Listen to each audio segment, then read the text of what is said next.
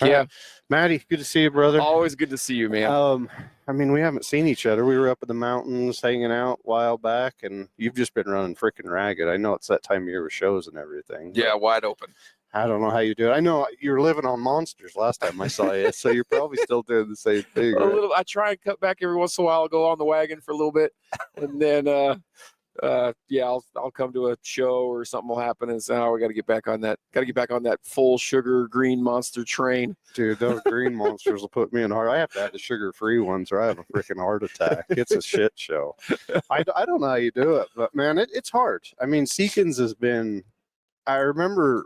I mean, I've been in the industry long enough. I remember when Glenn just kind of came out. You know, Seekins he started in his garage. You know, he's grown, and then I remember, you know, seeing pictures of the new building and everything just kind of exploding. And it seems like everything's just been falling in line for Seekins. It's been such a fun ride, and like I can't explain it better than like right time, right place, every time for Glenn. Right? Like got started in his garage making scope rings. Once upon a time, like 20 scope rings was a big order, right? And then they moved to the new building. Things were going pretty good, but not on fire good. Right. And then I got lucky enough to get hired 7 years ago, and that wasn't the inciting incident by any means, but it just took him that long to get, all right, I need this guy for marketing, I need this guy for sales, I need this guy for the shop, I need this guy for assembly. Like those heads of departments all kind of fell into place all at that same time. There was a big changeover for the Seekins leadership about that same time. All of us have been there about that same 7 years, and those guys were able to take each one of their responsibilities to the next level. The crew underneath them stepped up, or they got new crew to meet the demand that they wanted to meet, and it's been a rocket ship since then, just straight up. Yeah, and I mean, here's the thing: we were in the military, we knew, and I think that's where we met. We met in Florida, but correct. That's the thing, is we all knew if you have a good boss and he can put together a good team and he picks the right people, everything should fall in place. And to me, it looks like what Glenn has done, and Glenn's kind of stepped back, I know, and now you're kind of the face of everything. It seems like, but yeah, which is like, I mean, that says a lot about Glenn too, right? Like, I don't know that I could build something from my garage and get it to as big as Seekins is today, and then step back and be like, hey, bro, you go be the face of the company now. I just want to go back to designing super cool shit. Because that's what he wants to do. That's why I got into this industry in the first place. And that's where the Slam came from. That's where the Element Hunters come from. That's where all of the new action designs for the rifles have come from, is because he's not having to deal with day-to-day stuff. Oh, we got this problem in the shop. Oh, we have this problem with marketing. Oh, we have this issue with sales. Oh, he's able to. All his guys there now are fire and forget. He doesn't have to worry about what Matty's doing, what my brother Danny's doing, what Eli, the lead program manager's doing, what Wade's doing with the shop, what Russ is doing with, the assembly crew. He can step back from that and go back to doing super cool stuff that Glenn is known for, and that's where all this new stuff has come from, and continued to propel Seekins along that line. Well, and I mean, you see a lot of these companies fail because they don't let the right people do the right jobs. They try to force somebody into a job they're not good at, you know, and that says a lot about you guys, though, that Glenn puts enough trust in you guys to kind of point the ship where it needs to go, and he just designs stuff. But I mean, you guys have done a big change just in the last little bit, but just looking at the actions and the stocks and everything, I mean, it's just kind of flowing, where a lot of the industry's still really stale. You know, everybody's kind of chasing each other around in a circle, in my opinion. And you guys have kind of come around to, okay, we're going to offer a great rifle at a good price. And the biggest thing that I see is, hey, you got freaking customer service. You know, a lot of these other guys, that's where they're failing huge time. You know, if you put out as many rifles as you guys put out, there's liable to be an issue here. And there always is. Everyone has them, and, right? And not everybody can. I commented on a post the other day, you know, the stupid, and I hate to say it, but stupid half MOA guarantee kind of needs to go away, because everybody just assumes that they can shoot half MOA, and they can't. They can't, yeah. No. So you've got to put the time in, you've got to put everything else in, but you guys are putting out a stellar product, and you're backing it up with, hey, if somebody calls, we're going to take care of them. We're going to go through that. And I think that's one of the big things that's setting Seekins apart right now. I would have to agree 100%. The ability for somebody to call into the shop and get either the answer from the customer service team we have there, or it's a super technical issue or question that they're having, they get pushed to Mr. Lucas Mattoon, the head of quality control, or myself or my brother Danny, or a lot of times they'll comment on like the forums that are online, and Glenn Seekins will respond. I mean that's a big deal to be able to respond and help our customers out. And like you said, a lot of times just walk them through what they need to do to be more accurate, hold them hand in hand. And like, oh, that's awesome. Yes, the gun can absolutely perform at quarter minute, but we need to start looking at that whole system, right? Yes, the gun can do it, but what ammo are you using? What glass are you using? If you want to shoot a quarter minute, maybe not off the hood of your truck with 12 dogs in the bed, right? Like there's just,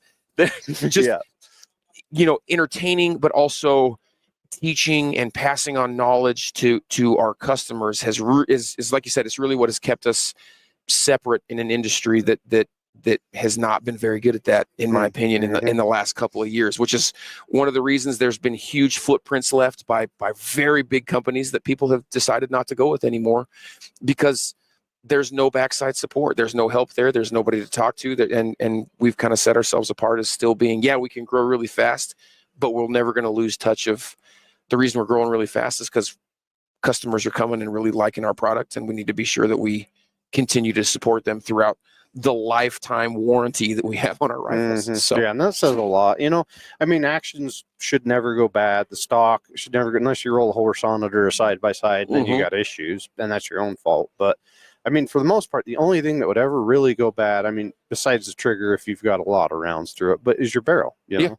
And you guys have kind of come up with a new system on a quick change, I should say. To take a barrel out, put a new barrel in. And I mean, that's been a big thing. I hear about it a lot. I don't know if enough people know how to quick change barrels, because then you got to resight in your rifle. There's a lot to do when you start quick changing. Yeah, there is. And like, people always want to know, like, the number one question we get is like, well, what's the repeatability if I take a barrel off and put it back on?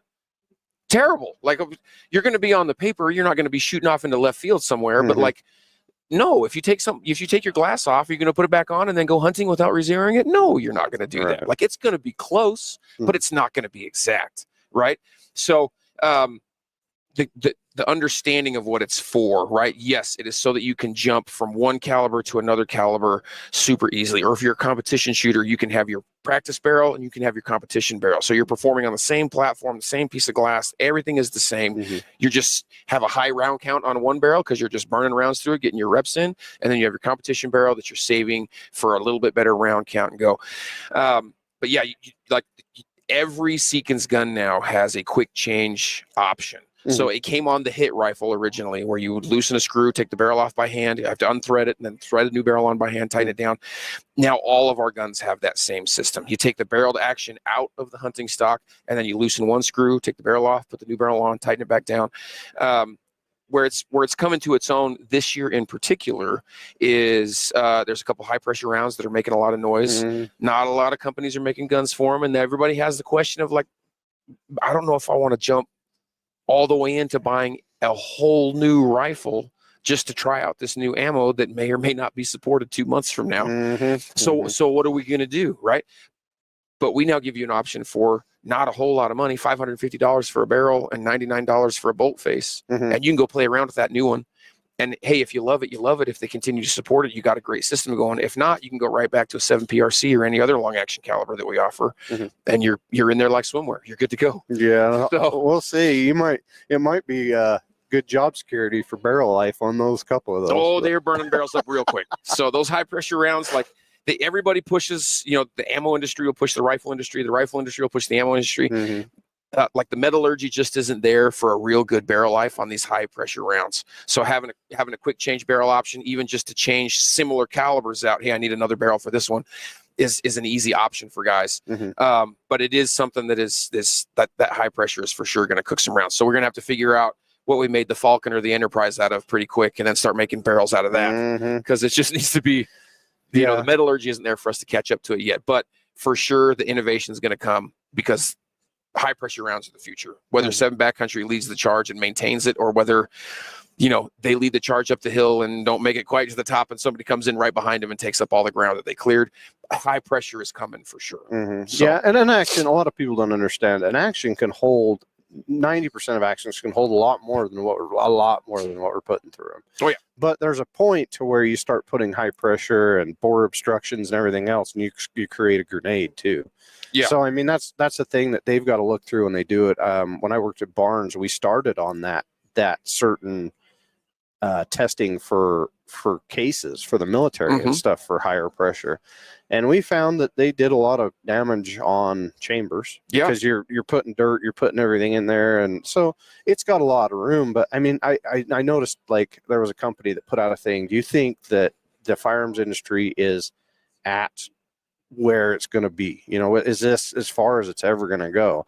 And I mean, in the last 5 years, it's come dramatically. Yeah, I think saying that it's not going to change is really short-sighted, right? Like somebody is going to come up with something. Somebody's going to come up with a new mix of metals or a new alloy, and they're going to make barrels out of it, and they're going to have, you know, an outstanding lifespan, high pressure or not.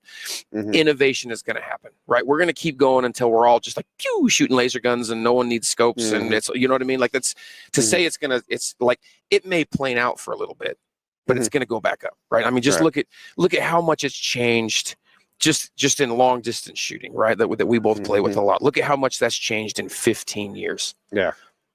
You know, competition and everything's just driven change like 15 crazy. 15 years ago, you went from your data book, like your dope book that you wrote every round you rode in, to now like nobody cares about that stuff anymore. You walk out with a Kestrel or binoculars that have all of the current atmospherics in it. You're not looking for past data. You're pulling out real-time data and operating on optics and ammo and guns that are so, I mean, just miles and miles better than they were 15 years ago. So, and then, I mean, even just back 5 years, look at all the changes in optics, math, different ballistic calculators, like, I mean, just on and on and on. Thermals, lasers, it goes on. Like, there's no way that we are where we're going to be, right? No. 5 years from now, we're going to be light years ahead of where we are today and wonder how we ever, you know, how we didn't see this before now. Right. You know, and I worked on that original tracking point system a long time ago, and I think it was kind of ahead of its time when it came out. It needed a lot of fixes. But man, the thought process behind hitting a button, pulling the trigger, and it doesn't fire till those two come back and intersect. Yeah. I mean, that takes a lot of it out of it, you know, and I always preach this on the show is like ethical hunting. Know how far you're going to shoot, because so many people get these 32 power scopes and then they're slinging shit forever. I mean, you've got to know what your limits are. Yeah, just because you have the ability to doesn't mean you should. That's the next part. I think that will be the big part on the hunting side that will be you know, our responsibility putting out via social media, via Seekins pages, via your stuff. Like it's all like, hey, yes, like it is awesome that you can shoot a mile. Should you shoot a mile at this animal? No.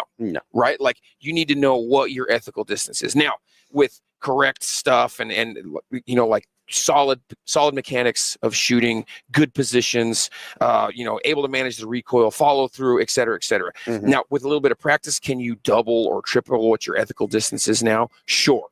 Absolutely. Right. We have the math. We have the ability to give you solid solutions, but it's still coming down to mechanics of the shooter and how well can you read the wind. And how can you manage buck fever? We've all had that. You get excited and everything goes out the window at that point. So teaching people that just because you can now lob rounds at 1,100 yards at this deer doesn't mean that you should, because ethics still is the primary factor. That deer needs to be in a position with a cartridge and a caliber and a bullet weight that's going to ethically put it down speedily and at a distance that you can pull that shot and make it accurate. Right.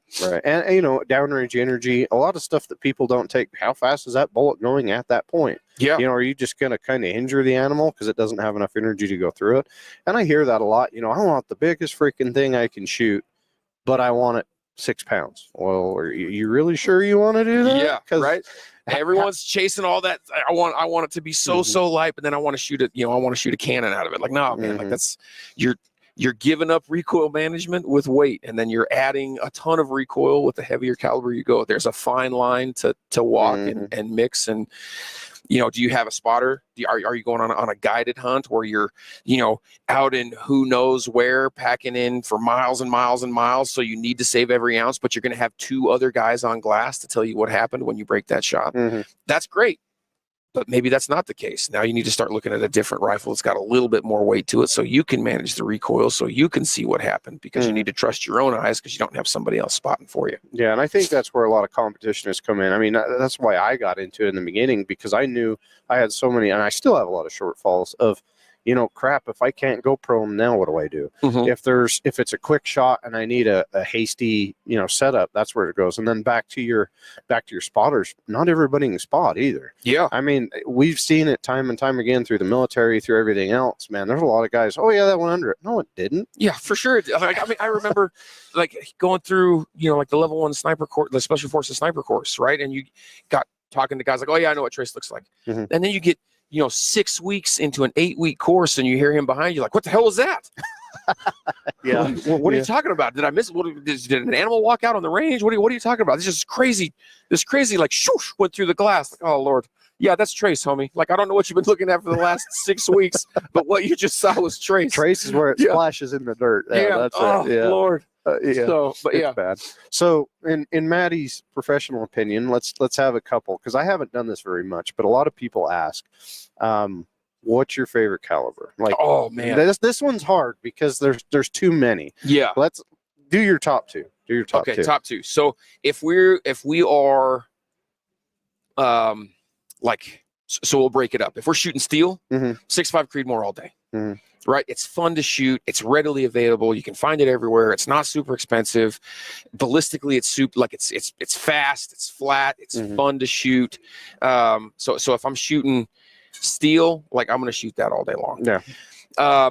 If I'm shooting animals, man, that becomes like a neck and neck chase between 7 PRC and 300 PRC. I really love both of those rounds. And like, as a dad, where more of my hunting is being geared towards my daughters, as they're like, I got 2 daughters that are of the age to hunt now. They're both going out after spring bear.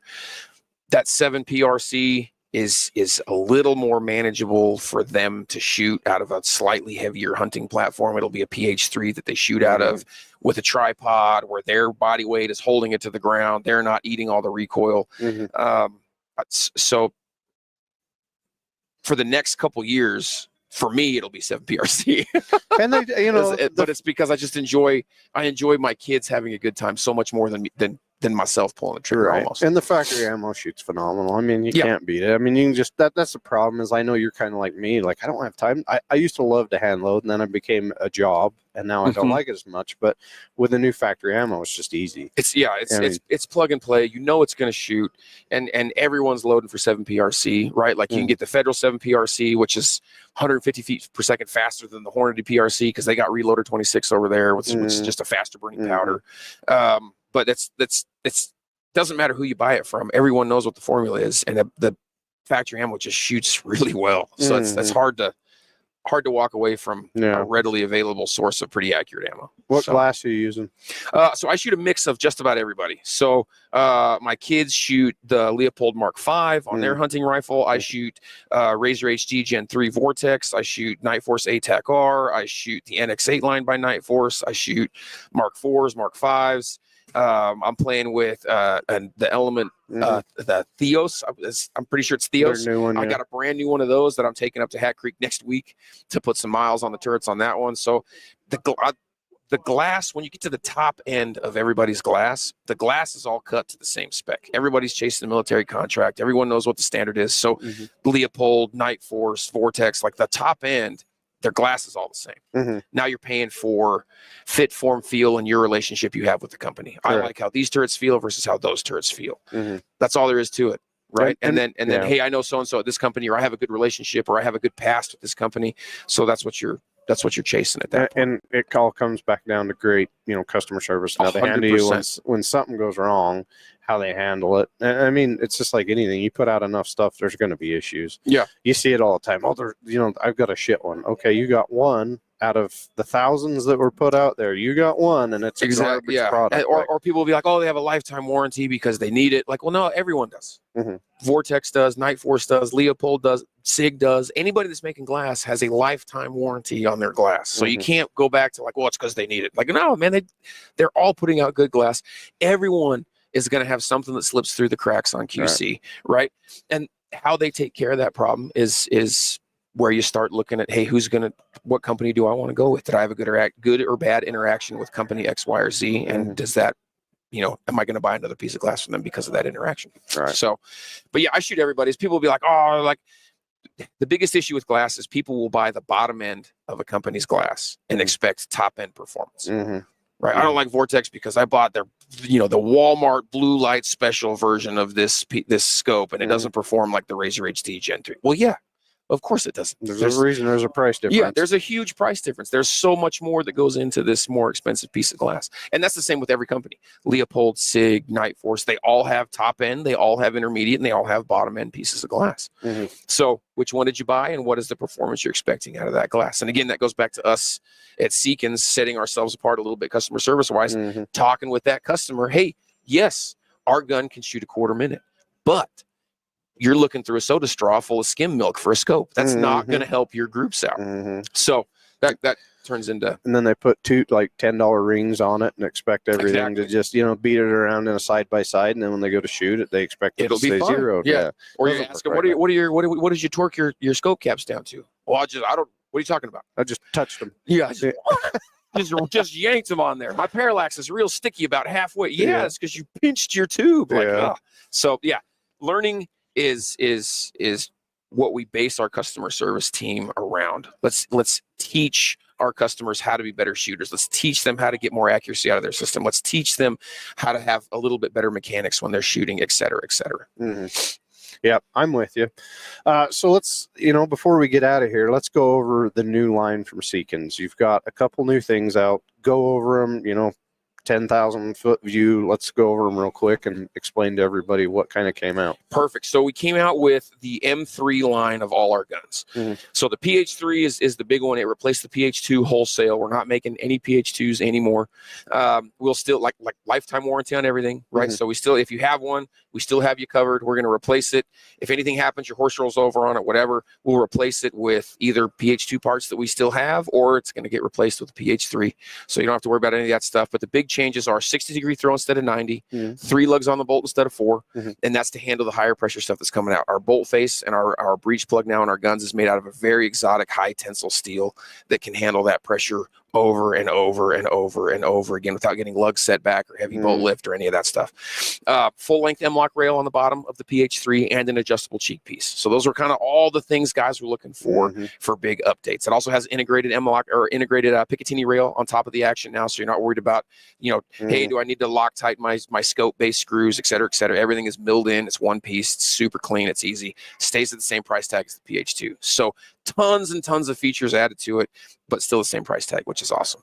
And then the action, that 60-degree throw and 3-lug bolt transferred over into all of our other systems. So the Element has that same action, aluminum body, but now it has that same 60-degree throw, 3-lug bolt design. It also has a quick change barrel system on it, which is pretty fun.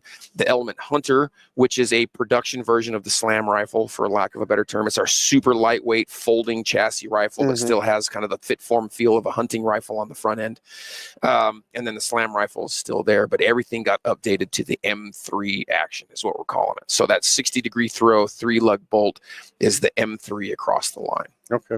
Yeah, and I think that is another big thing that we could say is it takes years for some of these companies to go through a rolling change or a rolling evolution. And that comes back to, hey, we heard what everybody wants, and now everybody gets it. When I worked for Remington, it was a 6.5 Creed. Like, it came out like 4 or 5 years later after the 6.5 Creed was super popular. It's like, holy shit, we're behind the horse here. Yeah. And I think you guys are kind of rolling out in front of that. So it seems like you're doing a lot of things right. And we're sure trying. Like I said, Glenn has a crystal ball. Right time, right place, every time. So, and still being the size of company that we are, we're able to make those changes pretty fast. The PH3 was said in a meeting in the middle of September. Right? Like, hey, we have the CAD design. It's built in Glenn's head. We have some of it on a computer, but we're going to stop shipping PH2s in November. Right? Like November 18th is the last day any PH2s go out the door, and we are focused on PH3s after that. Now, we had to buffer that timeline a little bit. We ended up making PH2s into December, but as soon as they stopped, it was a wholesale stop, and we swatched over to the PH3 and then the M3 on all the other guns, and it's been wide open at the shop since then, meeting the demand and the flush of those parts. It was super popular, obviously, during show season. We got lots and lots of orders for the new stuff. But being able to be that nimble and that quick to change an entire gun lineup, every bolt gun got to change. And not like we added a new, like huge changes, whole action redesigns. To be able to change that in a matter of just 3 or 4 months is pretty unheard of in this industry as a whole. Yeah. Usually it'd take a couple of years. In most of these companies it would. And a lot of them are starting to watch. I see another one of the big companies is kind of going backwards. They just got bought out and they're trying to go as cheap as they can now. And you can tell, and then you can tell it's just funny to me. They all wonder, like, why are we losing customers? Well, go on the forums, go on everywhere and start asking the questions. It either shoot or it doesn't. And then if it doesn't shoot, good luck trying to get it fixed. Yeah. Customer service is poor. Or I spent, $2,500, $2,600, $2,700 on this rifle a month ago. And then you just came out with the same rifle and it's sub $1,000. Like you're ostracizing customers that you've had for a long time by chasing a price tag to the bottom. And then anybody that's new coming on board is not getting the treatment they think they should be able to get from a company that's that size. So, and you're screwing dealers over. I mean, at the end of the day, the dealers are who buys most of their rifles. And if you're screwing around and you're not protecting your dealers, I mean, that's a huge thing. It's hard to keep them on board if they know they're purchasing something that doesn't have backside support from the company and they're getting hosed on the price and it goes on. Yeah, it's just it's a self-licking ice cream cone in a bad way. Right. Yeah, it's a shit show, but I've taken enough of your time. I'm sure there's plenty of people over there looking for you because everybody looks for Matty. Dude, I love talking to you. Thank you so much for having me on. Of course. And if anybody needs to figure out where you are, seekinsprecision.com, right? Yep, seekinsprecision.com. You can get us on the social medias. Like, obviously, we're shadow banned like everybody else. So you gotta be sure that you get there's a couple different Seekins pages. If my face is on there, that's the right one. So look for that mug right there. So, okay, buddy, I appreciate you. Dude, always a pleasure, man. We'll try and send people your way. Appreciate it. Love it. Thank you.